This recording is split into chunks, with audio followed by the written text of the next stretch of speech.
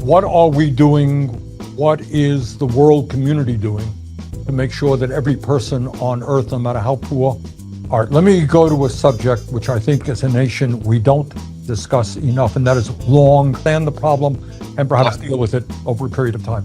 Schumer has just announced that he is going to bring a $35 cap on parents' insulin costs back up for a vote, after Republicans blocked it over this past weekend. But we shouldn't be shipping them to just anyone overseas either. In fact, companies need license from the federal government. These are called export licenses, by putting the Commerce Department in charge instead of the State Department, where those permissions had always resided. During an interview on MSNBC, Schumer said they blocked the $35 price for insulin for non-Medicare people. We're going to come back and make them vote on that again. Schumer, however, did not specify whether he would bring the $35 cap up by itself or as part of a larger bipartisan bill with Susan Collins. Now, Senate Republican Chuck Grassley reported that he would support a $35 cap if it came up again. Now, he wrote on a Twitter post, voting the cap was not about insulin, it was about Democrats ignoring budget rules. The Senate has already voted 50-50 on the vote, and Kamala Harris already passed it.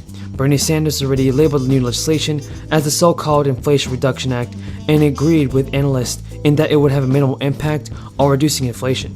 But Joe Manchin denied claims that it would raise taxes. Currently, friends, there are two Democratic representatives, and they may be hesitant to vote in favor of the bill. After expressing concern last year, Democrats currently have a 5-seat majority in the House of Representatives, meaning if all 4 Republicans vote against it, it would only take 5 Democrats opposing it to fail.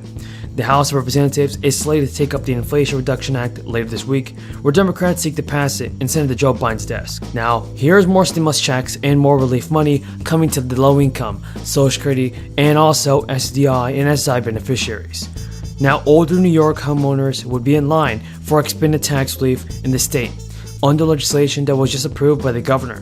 The measure will allow local governments to increase the maximum allowable income eligibility for the property tax exemption to $50,000 for people who are 65 and older. The measure will increase the current limit as set at $29,000 a year for older New Yorkers who live outside of New York City.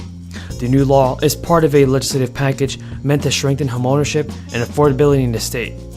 The governor approved a law that will strengthen benefits with a timeline designed to be more flexible for homeowners who are in need of making emergency repairs. Another measure approved by Hochul will extend the option for municipal governments to provide a property tax exemption for first-time home buyers who are purchasing newly constructed homes through 2028, and also extending a provision that was set to expire by the end of this year. Hochul also announced that more than $64 million in federal funding to help struggling New Yorkers with children with their expenses amid the ongoing crisis is going to come fast. The emergency fund will provide one-time payments to help with the cost of diapers for struggling families, cover food expenses for households with both children and older adults, and also provide housing assistance. The state is going to issue one-time payments to families enrolled in SNAP. Families will receive $140 per dependent. And also, President Biden's approval rating rose to its highest in 2 months in a newly released poll. Biden's approval rating rose to 40%. The increase is partially fueled by Democrats' approval and approving of Biden's job performance. The poll showed Biden's approval rating among Democrats rose 9 points from last month to 78%. Now, according to a poll, Biden's approval rating hit its lowest point in May at 36% and has remained below 50% since August 2021. The from Texas is recognized. Thank you, Madam Speaker. I ask unanimous consent to enter into the following Joint Committee on Taxation analysis that shows that families earning $75,000 to $100,000 are 4 times more likely to have a tax hike under this bill than a tax cut. Without objection. Thank you. I'm proud to yield 1 minute to the gentleman from Tennessee, Mr. Kustoff. The gentleman's recognized for 1 minute. Thank you. I thank the ranking member. Madam Speaker, I rise today in strong opposition to what the Democrats call the Inflation Reduction Act, which is really the Inflation Expansion Act. Americans are grappling with an economy in recession and the highest inflation that we've seen in 40 years. We're experiencing worker shortages, empty grocery shelves, and higher energy prices. Now congressional Democrats are doubling down on this out-of-control spending that led to this economic crisis. This package that we're voting on today will raise taxes on hard-working middle-class families. It'll authorize 87,000 new IRS agents to target individuals and small businesses. It'll reduce life-saving healthcare innovation by allowing the government to impose price controls on drugs. It'll hurt energy producers, and it'll certainly worsen inflation.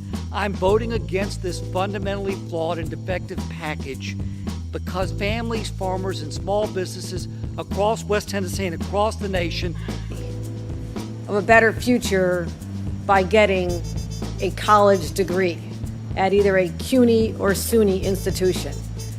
So when this institution opened back in 1963, the classrooms were scattered all over in offices and hotel rooms and unusable spaces, but there was the knowledge and a reckoning that people in this community needed to have access to that key, that ticket out. So this was founded without a campus, more of a concept, more of an ideal. But the purpose was to help students at every stage of their lives, from every background, attain the opportunity to have a higher education. So today, BMCC has a great success story, over 27,000 students. It's extraordinary. Almost 2/3 female. I'm kind of partial to females, so we got to get more women this education.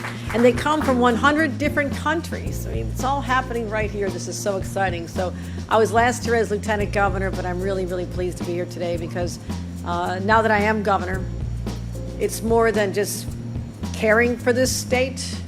It's about preparing this state and the people who call themselves New Yorkers. And people come here to learn. They sometimes have to leave a current job when they see that there's not as much opportunity without having that degree and that ticket. So what happens in places like this is a transformation, not just of the person in that moment as they're able to be exposed to so many new ideas and teachers, and God bless the teachers, the professors here, the entire team. They also can make a difference for their families. Their families are forever altered. And I know what this is all about because my own family was transformed because of a college degree. My grandparents came from great poverty in Ireland. They came here with nothing. They were teenagers. Grandpa worked as a migrant farm worker in the wheat fields of South Dakota.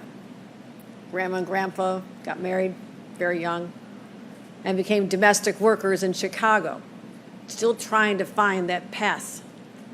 And that path came when they found a job at the steel plant in Buffalo, Lackawanna. My dad worked at that same steel plant. His brothers worked at that same steel plant. But what made the difference for my father when he was, again, very young, married my mom, they lived in a trailer park where my brother lived, and we ran out of room when I came a year later. What made it